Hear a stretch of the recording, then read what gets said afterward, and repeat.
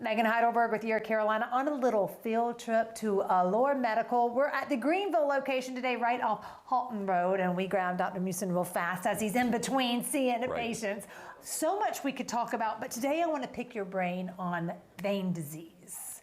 How common is that?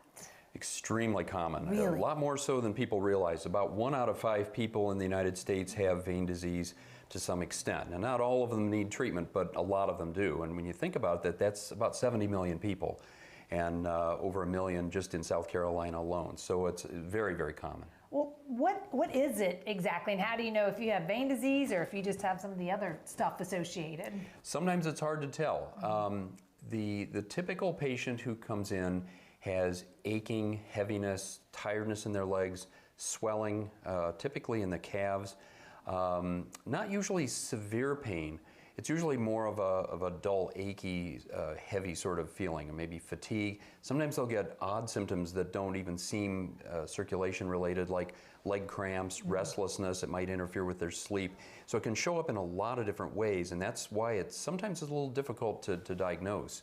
But the problem itself is basically just that the valves that regulate blood flow in the leg have worn out, and when patients stand, they are getting backflow of blood, and it puts more pressure on the legs, and that's where most of the discomfort and swelling comes from. Oh, and what about the people that are like, I mean, it's a little annoying, but it's fine. I don't really need to do anything about it. What could happen if these symptoms go untreated? So if the legs absolutely don't bother them, they're probably going to be fine. As I say, not everybody who has vein disease has symptoms or needs treatment. But if you're starting to see, for example, changes in your skin color or texture or open sores in the legs, and certainly if you're getting a lot of bulging veins, then it's something that does justify treatment. Is there anything that specifically causes it? Like, I'm wearing high heels today. If I have these on all day, is that something that could lead to it? Surprisingly, high heels and crossing the legs, a lot of things that have been blamed on this before, are not as much of a problem. It's largely genetic. So you're born with a tendency to either have the problem or not. And then there are triggers in your life. For women, mostly pregnancy. Men, it's injuries and sports like football. I see a lot of ex-football players that come in and their legs are involved. And then standing a lot.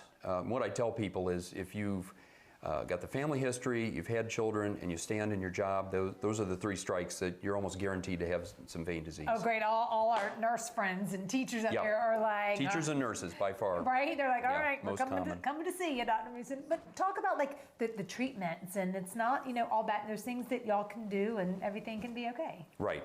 Traditionally, this was a surgical specialty, and in the past, patients would end up going through something called vein stripping. We don't do any of that. We don't do anything surgical. All of our treatments are done in the office. We have minimally invasive procedures, and all they're really aimed at is closing the veins that are not working right and rerouting the blood flow into healthy veins with good valves. And it's a very easy thing to do. So none of our treatments take more than about 10 minutes. There's no downtime afterwards.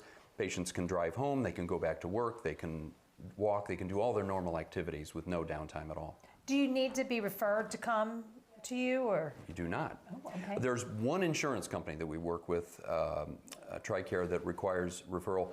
Just about every other patients come in, they see our advertising, they come in and they say, please help me, and we do.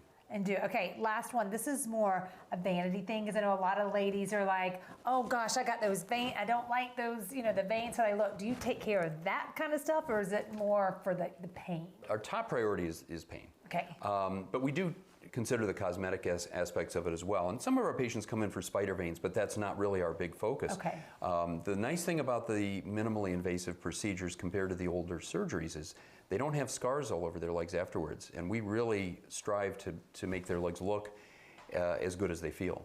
Okay, I love that. So listen, if any of these things apply to you at home, if you've been, having some restless legs at night or any of the numbing, you're like, all right, maybe it's time we go see if something's going on. Give them a call here. All the information right there on the screen. You've heard people coming in and out as we're doing the interview today. We're busy. It's a hopping place. So great location. Allure right here again off of Halton Road. We appreciate it, Doc. Thank you.